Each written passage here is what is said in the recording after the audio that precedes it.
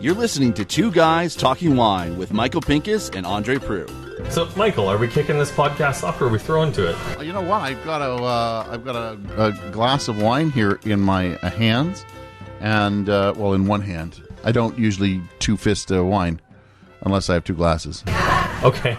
So, Andre, we are at Nella Cucina. You know what? If I can give a quick shout out to where we're sitting, because as we've told the listeners of the podcast before, my wife is a pastry chef.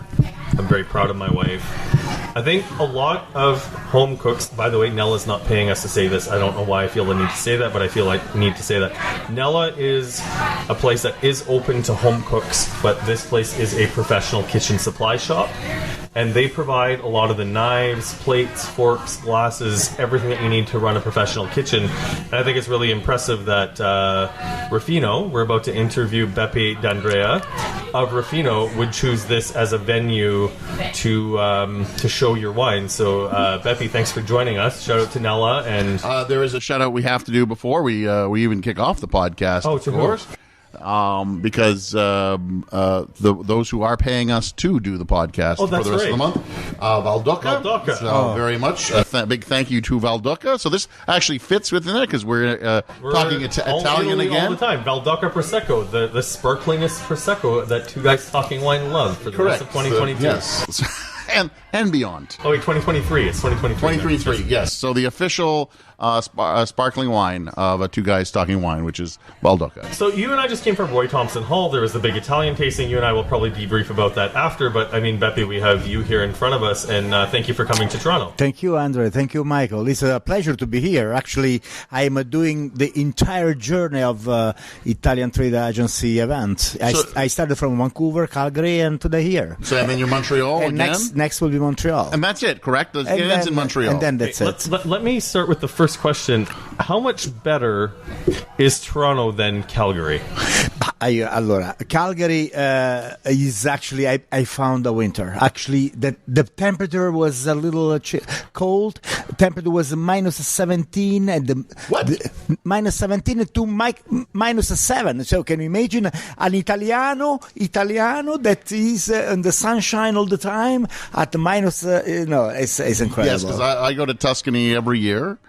For the Anteprima. Yeah. And I think the coldest it's ever been in February has been maybe 5. Esatto. It's never that cold. Can you imagine? Okay, and you guys are always, they're always with coats on, and the Canadian delegation is always in shorts and T-shirts because we love it. And by February, we're used to it. Beppe, congratulations. You're an honorary Canadian.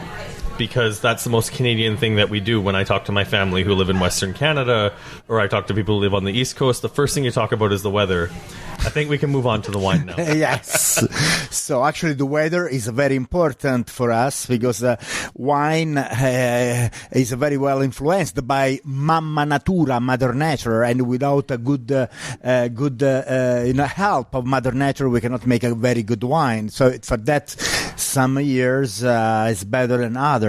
For example, the last year, 2023, we had lots of rain in the springtime when vines were blooming, and then a hot summertime, and so we had to select, and we are organic winery. So for that, we lost a part of production, 20% of the production at least we lost. So tell us where, first of all, Ruffino is located. Ruffino was established 1877 by Ruffino family. At that time, the wine was not important for pleasure and for business. The wine was important because the people need the calories, and calories came from wine. So when Ruffino established the company, it was because they had to offer higher quality of wine at the Italian consumer. Ruffino today actually means 8 estates located mostly in Toscana, and we are in Florence and Siena area, and coming soon will be also a wine from Bolgheri, because we have Bolgheri wine, but so far sold in Italy, but we don't have enough wine to export. But for that, we had to purchase a vineyard. We got it, 15 hectares of vineyards in Bolgheri. In that case, we have more juice also for the export of Bolgheri and Bolgheri Superiore. I do have a quick question. So, like, obviously, Bolgheri has a very, and pardon my Italian accent, but it's got like a very international reputation. Yes. What does it cost to buy 15 hectares of vines in Bolgheri right now? I tell you in the air, 1 million per hectare. Holy shit. Yeah. 1 million per hectare. Yeah, that's a region that is very sought after. Yes. Can I ask you though, what was it about Bolgheri? Like, you have a region you have a winery with a long Italian history.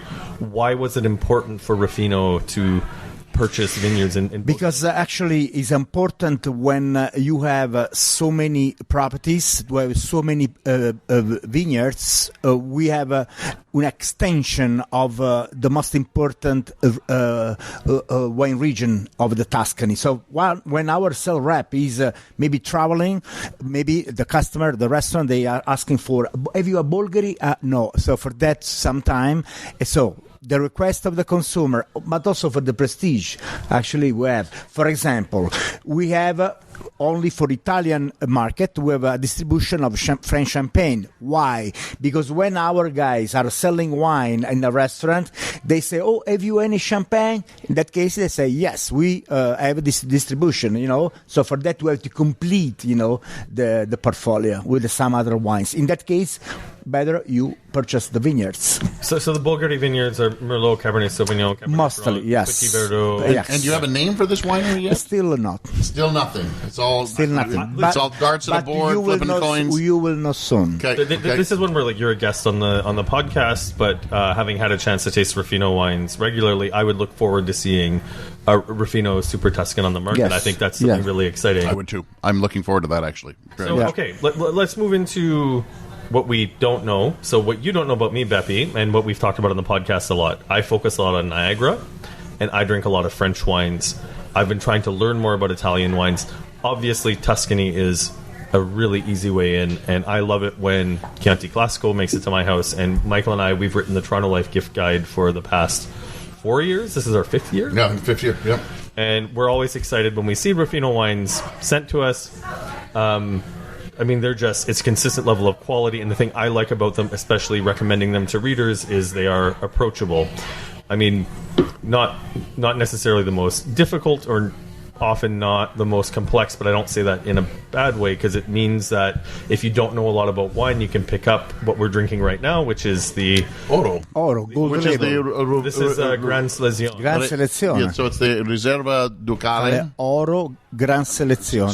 So the Gran Selezione is 30 months in barrel, 3 months in bottle. At least. So that's at least. Like, to me, this is the 2019. I find this wine very approachable now. Is that due to the vintage of 2019? Is the vintage, okay. But also Sangiovese express the best after some years. So it's very good young, but year after year improve in terms of the quality. So because Sangiovese is a little higher in acidity, so for that you can see that this wine after some years, of course, depends if you like an aged wine, but yes. The wine usually after 5 or 6 years is much better. Like this wine, I don't know about you, André. I know you don't like aged wine too much, but this is very approachable right now. Yeah. But I could see, because I love Sangiovese, and the reason I love that grape variety is because of that acidity. You can see when you taste Sangiovese and Chianti and any other wines made with Sangiovese, why Italy has that food culture. It's because the acidity is so high. It's like, I need some food to go with it. Yeah. The food culture is also, it's the reason why I've gravitated to Chianti Classico. Even though being a French wine lover, I think a lot of people would assume that I love Bolgheri. The wines are too expensive for someone who's getting into wine. This is one of my favorite Gran Seleziones that I've tasted, because the thing I usually am critical about when you and I get a chance to taste Gran Selezione is they taste like wood. Yep. This doesn't taste like wood. This tastes like fruit. Correct. But even a regular Chianti, so going back to the food, is what I really like is the the tomato stem note that you get from Sangiovese. And I'm French. My wife is a French-trained chef. I've fallen in love with French cuisine, but I've come back to Italian cuisine where I've understood that the power of Italian cuisine comes from the quality of the ingredients, and I think that goes right down to the wine on your table. And we do a lot of Italian cooking at home, which is why we drink a lot of Classico. So tell us about the 2019 vintage. So I think that's important. Why is this so juicy now? Is also there is a particular. This wine, like a majority of the Chianti and Chianti Classico, aged in large barrels, not in small barriques. So for that barrels doesn't give any flavor at the wine. And we need the word to age the wine well, and slowly, because small barrels, faster aging, big barrel, slower aging. Riserva Ducale Oro since 1947 is made in this way. Actually, single estate, made only in the very best vintages, and aged at least 3 years, but always in the big barrels. And so big barrels are not new, because we have barrels. Next time you will be in Tuscany, you will see 20, 30 years old. We don't need a fresh wood. So for that, what gives the flavor of the wine? Grape. Who produced the grape?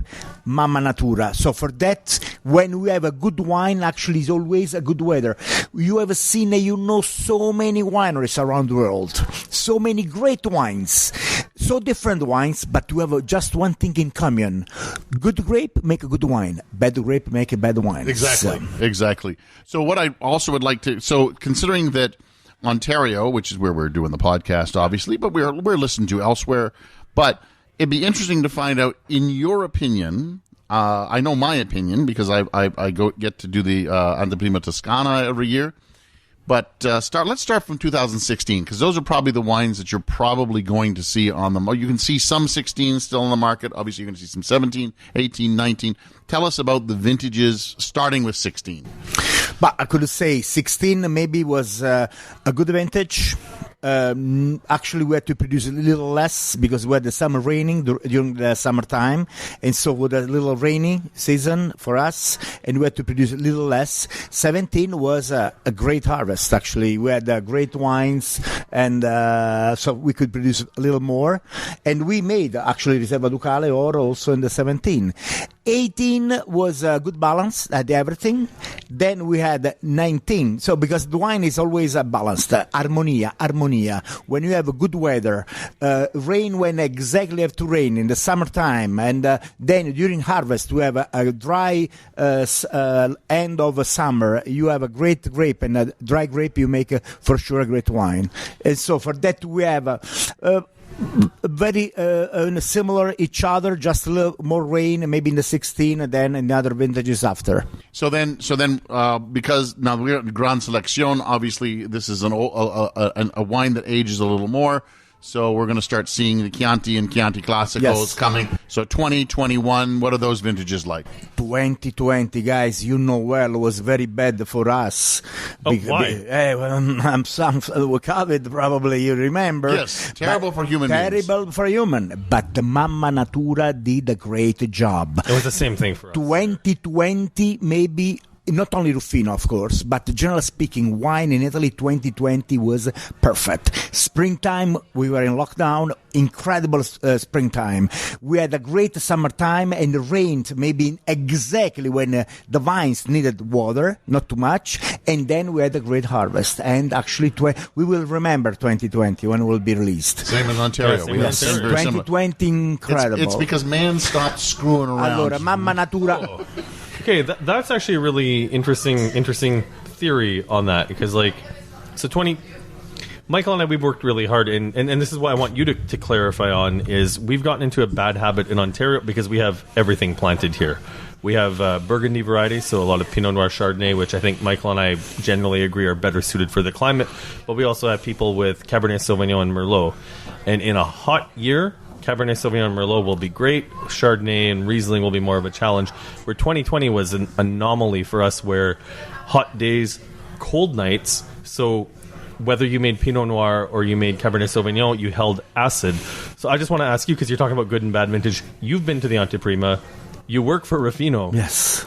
Describe to me what makes a vintage good for Sangiovese. Is it just hot and dry? Yes. Okay. So boom, you hit it. Okay, but I guess the follow-up question I have then, where I wanted to go with this then, is with climate change. Obviously, things are getting hotter and things are getting drier. Are there challenges coming for you in Toscana, and how are you preparing for these challenges? So actually what is happening, global warming, the risk is to have always too much alcohol in the wine. So what is happening that we are studying, our agronomists, actually the guys working in the vineyards, they are studying kind of root stock that, ripe the grape a little earlier. In that case, we can harvest the grape a little earlier, keeping higher acidity. I remember, I am old man, guys, well, you can see me, so I am old. At my time, when the end of 1980s, when we made wine, Chianti Classico Riserva, when it was 13.5% in alcohol, was huge. Now it's 14, maybe 15% in alcohol. For that, something changed. So for that, we cannot do anything versus the global warming, but we can do something in the fields. What we can do in the fields to plant vines that are ripe earlier. In that case,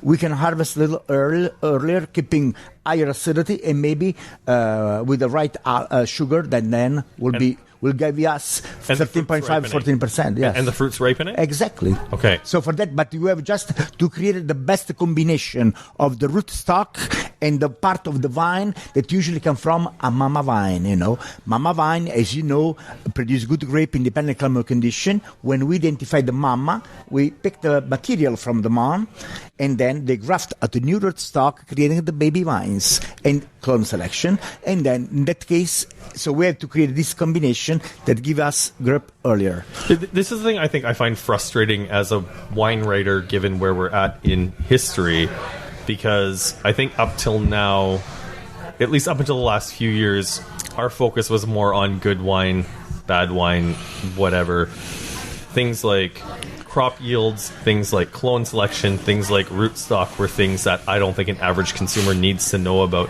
But you're the second wine principal from a company who has talked about how important rootstock is going to be going forward. And I think this is one where I don't want to get into the letters and numbers, because we could talk about SO2 and AAB and whatever all the letters are, and that won't mean anything to a consumer. But I think, Michael, you and I have our work cut out for us the next 5 to 10 years to make sure people understand that what's happening in the vineyards is critical to make sure that things like this, that wines like this, continue to survive in regions like Tuscany that are further south that have the heat.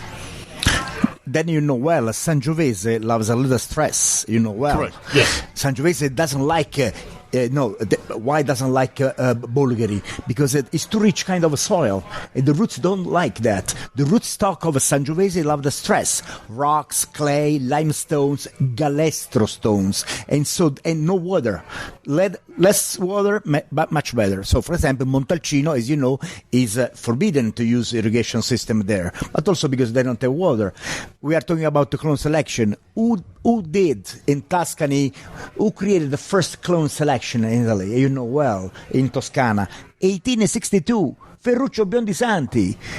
Because when this guy, Ferruccio, he would like to make something for aging. Nobody made wine in 1800 for aging. But this guy, he would like to make something for aging, and in the vineyards, in the vines, because we're not vineyards at that time, we were spread out vines.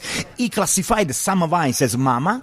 He picked the material. He created Sangiovese Grosso, 1862, and he planted the vines. And he understood that if you like to make a wine for aging, he couldn't make wine when the vines were 3 years old. No, he planted in 1862, and he made the first wine 1868, so 6 years later. And when he checked the color, the wine at the end of the aging, he said, "Questo vino è di color brunello." The color wine is brune. Ferruccio Biondisanti. So, well, still now, Brunello is a Sangiovese 100%, but still now, most of the vineyards of Brunello are vines made by mom that are 80, 90 years old. For that, that clone selection was right at the time. So I have another question for you that also goes to grape selection, I guess. So Bordeaux just announced that they are going to add some extra some extra grape varieties into the mix. Is this something that that Tuscany is going to do? Are we going to look at more either indigenous or more? Perfetto, Michael. This is a perfect question. I've never heard anyone say perfect question to you, Michael. It's a perfetto. It's perfetto. Why is it perfetto? Very simple. We have here a Gran Selezione. So far, Gran Selezione is a wine which we can make with a blending. It's a mix of the grape, and we can use also international varietal. There is an upgrade, maybe you know well, maybe our guys that are hiring Hills, they don't know well, is UGA. Yes. Is coming soon. What it means that so far you cannot see on the label where we make the wine. Isn't the Chianti Classico? Yes, but Chianti Classico north to south are 60 kilometers. Yes. Where did you make this wine? And so the upgrade will be exactly this: to add every single label. So far only Gran Selezione, the name of the village. But for this we have to use only indigenous varietals, right. Only the varietals of our grandparents. It means mostly Sangiovese, Colorino, Canaiolo, Malvasia Nera, Ancellotta, the grapes that were popular long time ago. Then when people love to create something more international, it was 1990s, we started with the Cabernet Merlot. Okay, please tell me there's not going to be a quiz, because that was a lot of varieties I'm not familiar with that I would have to remember. I love some of those great varieties. Canaiolo is wonderful. One of my favorite, and I don't know if it's grown in Tuscany, Ciliegiolo. I love Ciliegiolo. I think it's a great and it's so much fun to say. But UGA, just for André, basically what we're looking at are subzones. That's what they are. They're subzone, basically, for lack of a better term. And there's going to be 13, if I'm not mistaken, in Chianti. Exactly. So that's the thing, is as someone who's fallen in love with Burgundy, when you have a region that subdivides by geography, I think that makes it, I think as a consumer, especially as a consumer that's spending a little bit more money on wine, that makes me excited because it gives me a moving target to understand. But the question I have as someone who still doesn't know a lot about Tuscany and a lot about Italian wines, you're talking about these changes, you're talking about indigenous varieties. Are you working with the Consorzio, and is everyone working to make sure that the quality is being maintained in spite of climate change? And as a consumer, will I still just be looking for the Black Rooster when I go to the LCBO? Yeah. And the last part of the question, sorry for the long question, because we have to wrap after this. Does that mean that my Chianti Classico might no longer be just Sangiovese? It might be a mix of some of the grapes that you talked about. Allora, Chianti Classico has been always a blend. Always, since the beginning. Okay. Only for a certain period, maybe trendy, is a Sangiovese 100%. But it's been always, long time ago, was red and white grapes. Sangiovese, Canaiolo, red. Trebbiano and Malvasia, white. Now we don't do this anymore because the wine is something different. It was interesting because I did during one of the Anteprimas, we did a 70-year retrospect, and we had wine one wine from each decade, and it was amazing. But some of those wines were made with a little bit of white grape. Yes, but it has been determined that the white grape doesn't age as well as the red, and so that's what ended up happening. So, Beppe, I think this is as good a place as any to stop. Grazie. We're about to cook dinner, and grazie a tutti. It's always a crash course on Tuscany, so thank you so much. Come in Tuscany, and guys, everyone, enjoy good wine, good food, and enjoy the life. Grazie a voi. Grazie a voi, guys. I'm still eternally jealous every time you get to go to the Anteprima. I've been kind of self-guiding my knowledge on Sangiovese, and I think it's going okay, but especially after my trip to Bourgogne this summer, I definitely learned better by being there. I realize that I learn much better when I am at not just wineries, but when I get to taste a lot of wine. Like, the more I get to taste, the more I understand. Like, when I was in the Loire, tasting a lot of Cabernet Franc was great and all, but I mean, when they started breaking it down into Chinon and Anjou and all that, then I started to learn, and I think it's very similar to the way Tuscany is. It's wonderful to taste a lot of Chianti, but then you've got to taste Vino Nobile, you've got to taste Brunello, and you see the differences in their approach to making the wines. Well, thanks to Beppe D'Andrea and to the people at Arterra for lining up that interview. It was a wonderful night out, and I really enjoyed the Ruffino wines. So, Andre, if you had one wine to pick from that tasting, because there was a kind of a dinner, the Gran Reserva. You like the Gran Reserva? Yeah, and that's not something I typically gravitate to. I mean, this is something I feel like as a point of clarification, because as we know, especially over the past couple of years in the podcast, my tastes have been getting a bit more expensive. I generally don't like a lot of the Grand Selezions just because they are so oak heavy. Like unapologetically oak heavy, and this one was a little bit more balanced, rounded, softer tannins, just like a ready to rock. Like, yeah, it was an easier to drink wine. I still leaned a little more towards the IGT, the Modus, which is the Merlot Cab Sauv Sangiovese, what you called the Super Tuscan kind of wine. I really liked that wine. I thought the 2019 was one of the better ones they've had in quite some time. So, well, there we go. I'm André Prue from AndreWineReview.ca. Follow me on social media at André Wine Review. Please subscribe. Tell your friends about the podcast. Leave a rating or review. We really appreciate it. Definitely helps us continue to grow our audience. And patreon.com/2guystalkingwine. And I'm Michael Pincus of MichaelPincusWineReview.com. Can be found on social media as The Grape Guy. And MichaelPincusWineReview.com. And Michael Pincus. And, yeah, good night. Thanks for listening. Please subscribe to Two Guys Talking Wine on iTunes. Two Guys Talking Wine is produced by Jim Ray, Adam Duran, and Ken Little.